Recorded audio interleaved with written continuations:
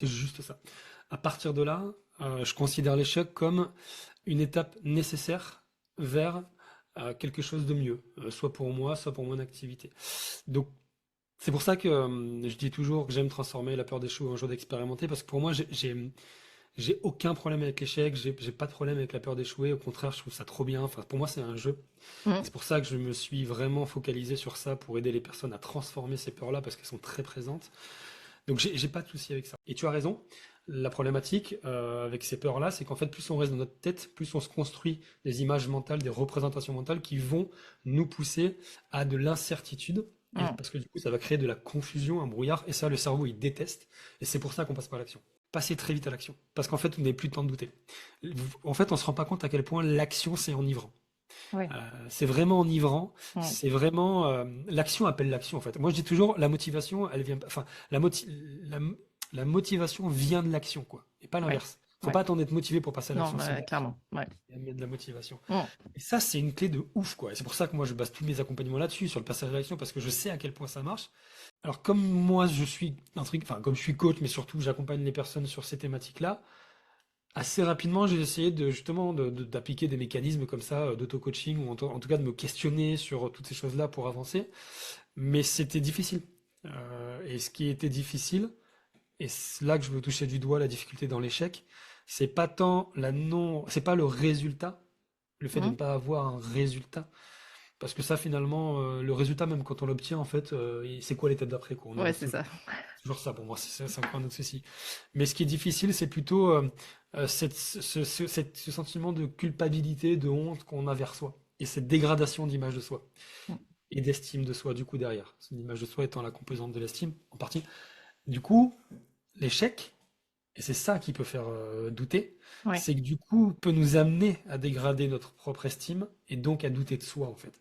Et Mm. ce qui devient une situation anodine pour tout le monde, même pour soi avec le recul, finalement, devient, c'est comme une pièce du puzzle qui va faire que si tu continues à focaliser sur tes échecs de cette manière-là, à nourrir ces émotions-là, bah, ça va faire un puzzle en fait fini, enfin raté de Ça toi ou gangrène en fait ça gangrène. tout le reste, quoi. Ok. Absolument. Et donc ça, faut très vite le travailler. Et du coup, des échecs, j'en ai. On va aller voir des inconnus pour leur dire que je vais les coacher. Je peux te dire que sur 4 personnes à la fin dans les vidéos, il y en a 10 qui ont refusé, quoi. Donc des vents, des refus, j'en ai plein. Mais c'est ok, c'est un jeu, c'est juste de me dire, bah ok, en fait, c'est pas un échec, c'est juste que ce que j'attendais de la personne, c'est pas à la hauteur de ce que je voulais. Mais du coup, qu'est-ce que je fais de cette information? Et bah la prochaine fois, j'irai poser une autre question ou je le ferai différemment. Donc pour moi, en fait, l'échec, voilà, c'est vraiment juste une étape nécessaire, mais qui a le mérite de te dire tu t'es confronté à la réalité. Et ça, pour moi, dans l'entrepreneuriat, Ouais. c'est la clé numéro une.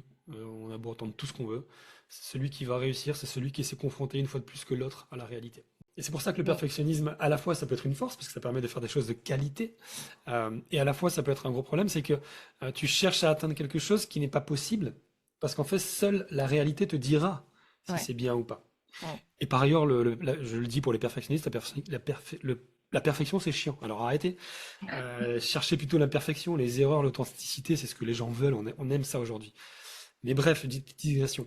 Donc tu peux pas savoir a priori si tu as bien fait les choses. Après, a posteriori, c'est là que tu peux commencer à te dire est-ce que oui ou non tu peux, de Mm. manière subjective, tu as raison, bien fait les choses. Deux choses par rapport à ça. Soit tu émets a priori des critères objectifs pour te dire oui ou non tu auras atteint un tel résultat. Exemple dans celui que je viens de donner, si je m'étais dit il faut que je rentre 6 personnes dans mon accompagnement, si j'en fais 6, c'est atteint, Mm. j'ai bien fait les choses. Si j'en fais 8, j'ai su performer, j'ai mieux fait que ce que je pensais. C'est un Ouais. critère objectif que tu as mis en amont pour savoir si a posteriori c'est réalisable. Mm. Ça, c'est des critères objectifs que tu peux réaliser sans problème. Voilà, c'est bien, c'est intéressant. Je trouve que c'est bien quand même c'est bien pour avoir de la clarté dans ses actions et avancer et avoir Ouais. un vision, tu vois. Et c'est Ok. pour ça que je dis, enfin que je dis, c'est pour ça que souvent je dis en plaisantant, allez provoquer l'échec. Parce qu'en fait, la première fois, il y a ce sentiment de honte, de culpabilité, de frustration, etc. La deuxième fois, ça devient presque un jeu. Si tu le C'est traites entre-temps. si tu le traites entre-temps. Ouais, si tu le Ouais. traites et que tu arrives à repasser à l'action naturellement. Ouais, Si tu c'est arrives ça. à mettre de la distance émotionnelle avec ce qui se passe. Mm. Parce qu'encore une fois, souvent, c'est pas la problématique, c'est pas la situation en elle-même, c'est comment tu la vis la Ouais. situation. Donc ça, c'était un échec qui m'a fait mal sur le coup parce que c'est les premiers échecs entrepreneuriaux. Et puis quand tu entreprends, tu sais ce que c'est? T'es seul, c'est nouveau, t'es pas Ouais. habitué, tu sais pas que tu passes par là, c'est Non, puis des tu pars, t'es émotions. pleine balle, genre ça va être Ouais. génial, ça va être super, je suis trop content, ça y est, je suis libre, machin, et tu te prends la porte, genre ah mince, en fait, non, peut-être pas. Tu vois, c'est porte de saloon, le truc, tu l'ouvres, pleine balle, il te revient dans la tronche, pareil, pleine balle, quoi. Ouais, j'aime bien la porte, l'image de porte du saloon. En plus, j'avais une porte de saloon quand j'étais petit, donc ça me parle. Et voilà, tu vois.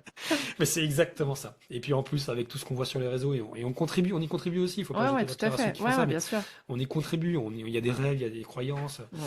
Non, c'est difficile. Et donc voilà, ça c'est un bel échec Mm. qui m'a fait porte de saloon dans la gueule directement, en partie. Mais c'est un échec qui m'a construit, qui m'a permis de faire mieux les fois d'après et d'en arriver là où je suis aujourd'hui. Je dis pas que je suis loin et que c'est terminé, mais j'en suis satisfait de là où je suis. C'est Mm. aussi pour ceux qui auraient du mal à se lancer. Voilà, ça me fait rire, ça me fait sourire, et rassurez-vous, vous n'êtes pas seul. Clairement. Et c'est important de le dire aussi sur cette partie-là, parce que c'est vrai que les réseaux sociaux, il y a ce qu'on voit, ce qu'on peut interpréter aussi, des fois, et qui n'est pas forcément la réalité. Et très souvent, quand tu parles avec des gens qui créent du contenu, quand tu parles hors réseaux sociaux, Mm. tu vois leur réalité qui est très différente. Et on le fait aussi hein, pour plein de raisons, parce que c'est aussi, tu l'as dit, un canal d'acquisition, donc une manière d'attirer des clients, etc. Mais quand on discute vraiment en détail, on se rend compte de la pression que c'est, de la charge que ça demande pour un ROI, pour le coup, pas toujours au niveau. Donc,